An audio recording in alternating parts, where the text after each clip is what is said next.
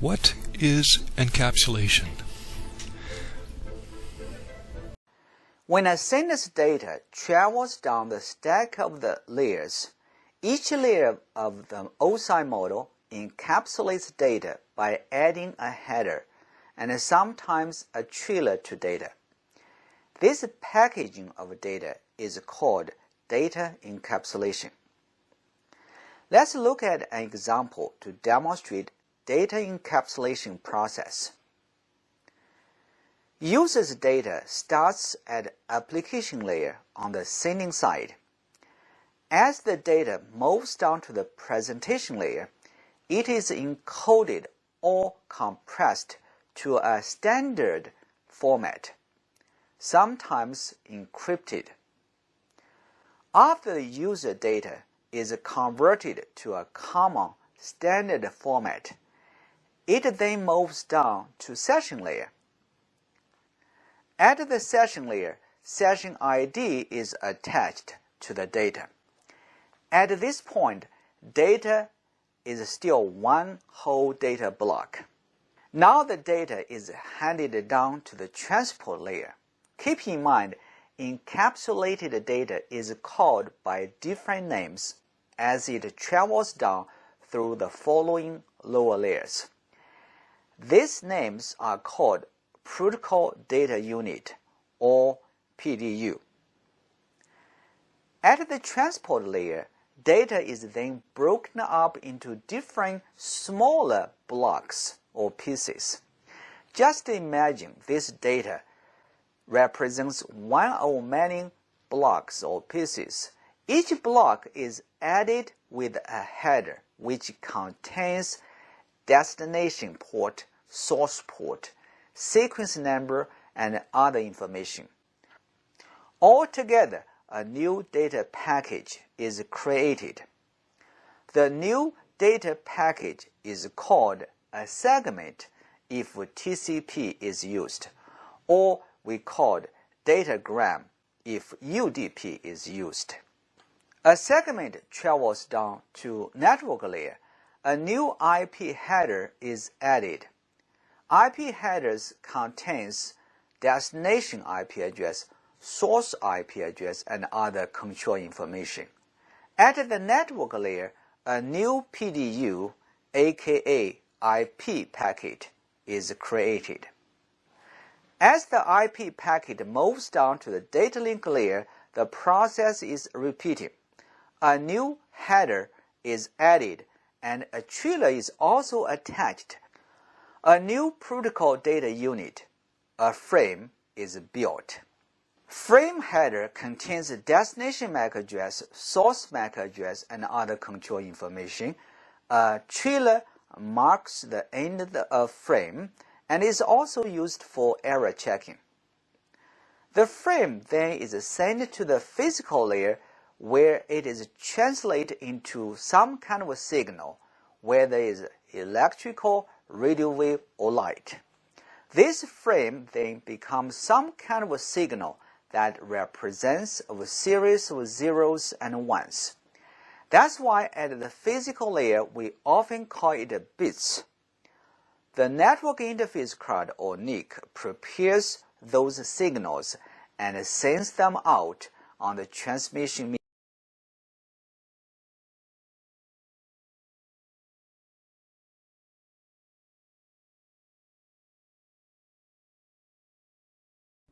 Most of us go about our busy day blissfully unaware of the technology standards that make all of it possible. Take the IEEE 802.3 standard, Ethernet. For a lot of people, it's just the wire that plugs into their computer, something IT talks about. But Ethernet is in a lot more places than that. For instance, without it, your smartphone wouldn't be very smart. All of the web services it uses would disappear. Maps, Yelp, Facebook, Twitter, and you'd be left with just a phone. Your car's data services, like maps and traffic, gone. Even our power infrastructure uses Ethernet to help it work every day. Of course, your routers, switches, and other network devices could still be on, thanks to Power over Ethernet. Yes, its implementation permeates all that, plus medical devices, banking, avionics, robotics, emerging audiovisual connections, new types of hard drive storage, even the International Space Station uses Ethernet. Even though most people don't think about it, Ethernet and new uses for it are expanding, touching more and more of our lives every day. That's why there's such a demand for qualified engineers to invent, develop, and implement new Ethernet innovations. In fact, the IEEE Standards Association, the group that oversees the IEEE 802.3 Ethernet standard, wants everyone, engineers and inventors, to work with them and become part of this future. Recently, they held a worldwide contest to find new ideas for Ethernet, and you know who won? It's Mario Ailman, and his idea involves the use of Ethernet to enable high-speed access in remote population centers, places that would otherwise not be able to afford them. Mario's idea uses Ethernet via fiber links to backhaul the data generated by high-speed wireless service. These 5 GHz outdoor access points can cover a very wide area and connect the citizens they serve through many different types of devices and services that are then connected to the network via these fiber links. Now, using Ethernet for telecommunications backhaul isn't new, but this implementation with wireless reduces the cost substantially compared to other transport modes, putting it within reach of many otherwise isolated communities. This idea is already being deployed in places like Chiriquí, Panama, where this antenna array serves that community today. By bringing the benefits of internet access and other high-speed communication services within reach of these communities, this idea can help the people in those regions enjoy the social, educational, and economic advantages that it brings. To find out more about the work of the IEEE Standards Association and the entire family of IEEE 802 working groups, and how you can be a part of the global evolution of Ethernet, come see us at standards.ieee.org. Is Ethernet. What is ether? Ether was once thought to be media carrying light throughout the universe. Ethernet was named for IEEE 802.3 standards in a way that physical media could similarly carry data everywhere throughout the network. Ethernet refers to a family of local area network technologies or LAN technologies that share some main features. The implementation of the network might be different, but basic topology, frame type, and network access method remain the same. Here are 7 things you should know about the Ethernet. 1. Ethernet is a local area network LAN technology, and is most widely installed LAN technology. Ethernet has largely replaced other competing LAN technologies such as Token Ring, FDDI, and Arconnect. 2. Ethernet technology operates at both physical and data link layer of the OSI model. 3. Starbus topology is a standard Ethernet topology. 4.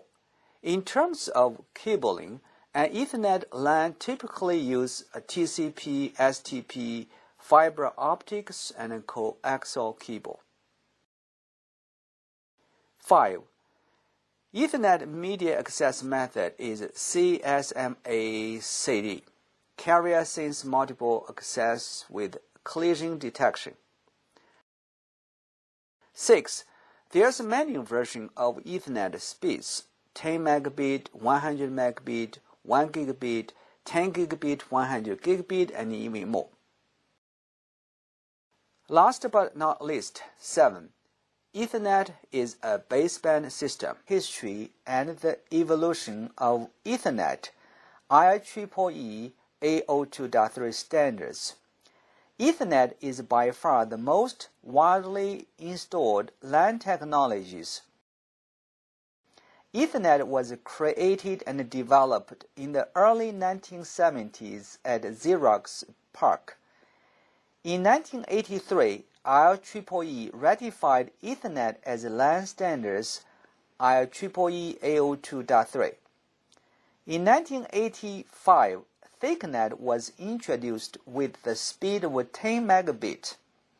The ThickNet was replaced soon by the much cheaper 10 base 2 ThickNet, Both thicknet and thinnet use coaxial cables and bus topology. Later on, the thinnet was replaced by 10-base-T, which used the twist pair cable, shielded twist pair, or unshielded twist pair, or simply STP-UTP. In 1995, so-called fast Ethernet was introduced. The maximum speed is up to 100 megabits. Fast Ethernet is not fast at all by today's standards, but back to the 1990s, 100 megabits was fast indeed. In 1999, 1 gigabit Ethernet was becoming Ethernet standards.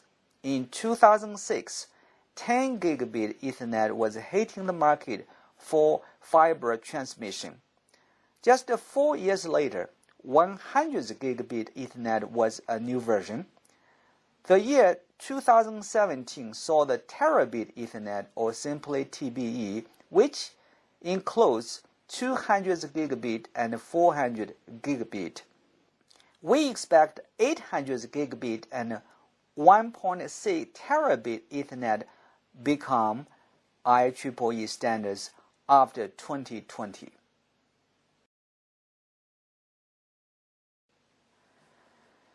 Over the 50 years history from 1973 to 2023, which is only 4 years away, Ethernet has been evolving slowly at first, but faster and faster.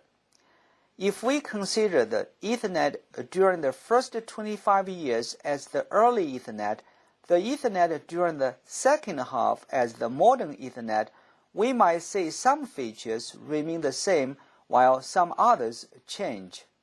For example, the early Ethernet used coaxial cables and UTP, but modern Ethernets use fibers and UTP. The early Ethernet used hubs and switches as central devices, but modern Ethernet only uses switches. However, for all Ethernet versions, old and new, some features haven't changed.